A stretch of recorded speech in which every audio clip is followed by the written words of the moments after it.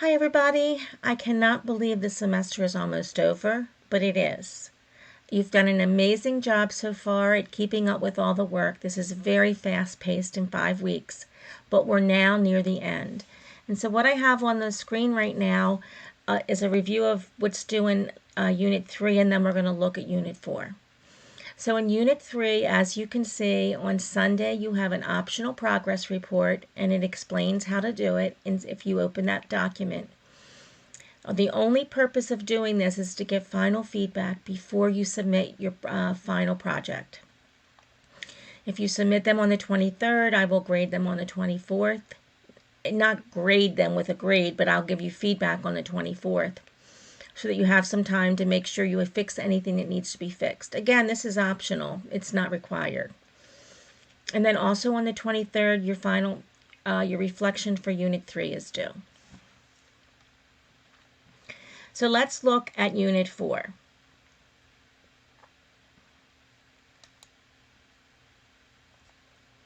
Here are the due dates for Unit 4. So you're going to finish Unit 3 on the 23rd, and then you have the 24th and 25th to finalize your project. If you notice, your projects are due in the discussion board by 9 p.m., and this is different. And the reason they're due by 9 p.m. is at 9:01 p.m. I'm going to go in and look at them very quickly. And I do this in case there's a problem. So for example, if you did a slide presentation and the audio is not working, I'm going to email you immediately and tell you to try to fix it immediately. Or let's say, for example, you have a link to something that you've created. If the link is not working, I'm going to send you an email that says, please fix this. So that is what's due. And that's why it's due earlier than normal. For the 26th, 27th, and 28th, you're going to watch all of the projects in the discussion board. There's only 10 or 11 of you left, maybe only 9 actually. So you're only going to be watching or reviewing probably 8 or 9 assignments, projects. Each project should take fewer than 10 minutes to review. And so it's like spending an hour and a half reviewing projects, and you're more than welcome to spread that out over several days.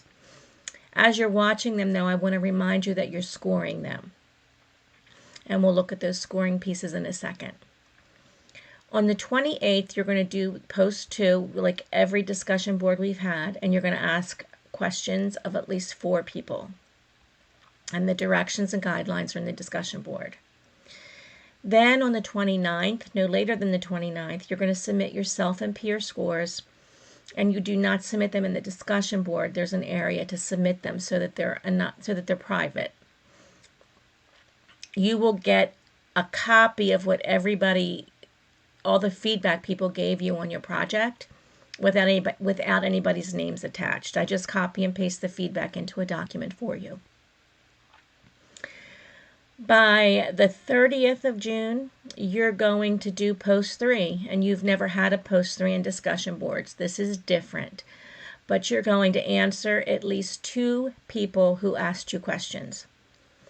If by chance you do not have 2 questions, I will give you a question or 2 so that everyone has 2 questions to answer. Then on the 2nd of July, by 5 p.m., the Reflection 04 is due, and it will be open for several days. And then on 7/2, by 11:59 p.m., extra credit is due. And so let's go in now and look at each one of those assignments.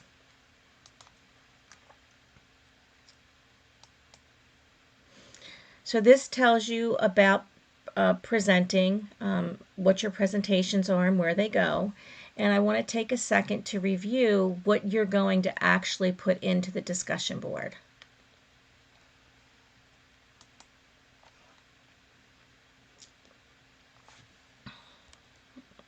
Get a little bit bigger. So you're submitting 2 items into the discussion board. One is a short paper, and one is your project. So the short paper is no more than 1.5 pages double spaced. And it's short, and it requires no research. It's you answering some questions.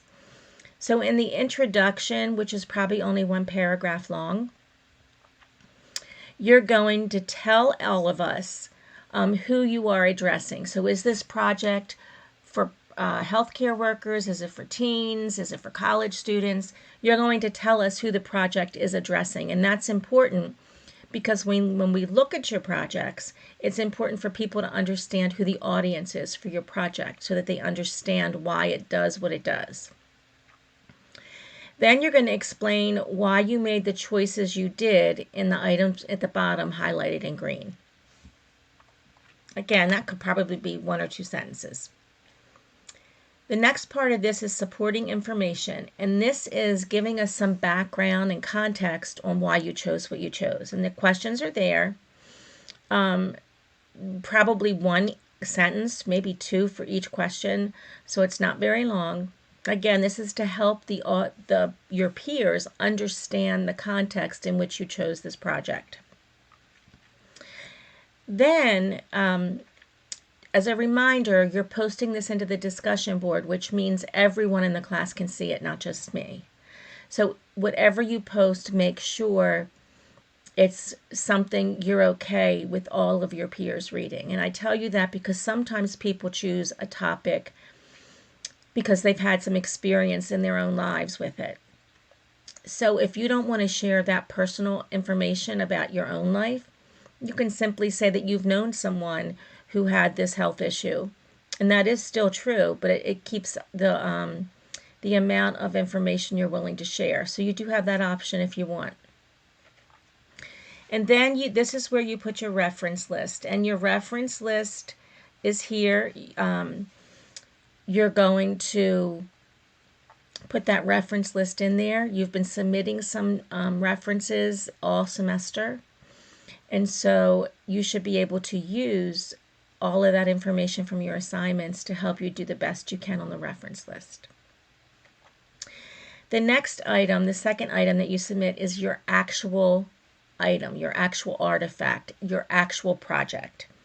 I would prefer that you attach both of them and then submit them as one submission in the discussion board. It makes it easier for people to see and understand. And again, this you've been submitting, I just want to remind you, you've submitted several online assignments all semester. Every single assignment that you've submitted has helped you prepare for this project. So you really shouldn't be starting now to work on your project. You're just starting now to put it all together. So those are the items that go in the discussion board.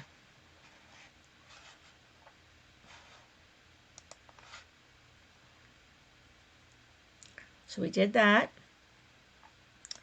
Here is your self and peer evaluations. Remember, these do not go into the area where they don't go into the discussion board. They go here. And that's so that people do not see what each person says. Again, there are, I think, 9 of you left in the class, so you're probably going to be watching 8 projects. Each project should take fewer than 10 minutes to score. So as you're looking at them, you might want to score them. Here is the self-scoring tool you're supposed to use. And here is the scoring tool that you're supposed to use for your peers. So you put your name here, the name of the person you're scoring, their topic, their format, and what I do is I copy and paste this chart and put it into a document so you can see what people wrote. It says you should give them a score in each row, and you should leave at least 3 comments in these sections. You don't need to leave a comment for everything, but you should leave a comment in 3 of these areas. And so there are, I think, 9 sheets here. If by chance there are not enough sheets, just copy it and add it to the end. But there probably are enough sheets here for everyone you're going to watch. That's that. Your final reflection is here, and your extra credit is here if you're interested in extra credit. So you can do any one of these extra credit projects. The points assigned to them are based on the amount of time it takes you. Option 1 is to watch the movie of The Immortal Life of Henrietta Lacks or read the book, same title. And there are some questions there. That takes a relatively large amount of time, 10 points. Or option 2 is to watch the movie On the Basis of Sex. This is about Supreme Court Justice Ruth Bader Ginsburg.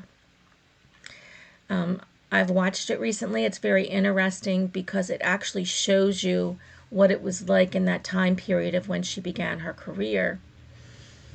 And then the third option is to choose a women's health issue and choose 2 items that are not peer reviewed, and then answer the questions that are listed below.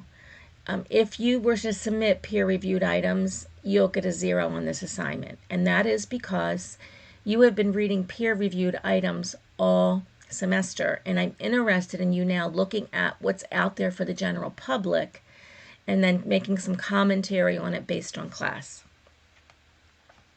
That is only worth 7 points because it will probably take less time than the top 2. So again, we're nearing the end of the semester. You've done a great job so far. I am really looking forward to your projects based on all the information you've submitted. If you have any questions, please reach out. Send me an email and I will get back to you as quickly as possible. Have a great week, everybody.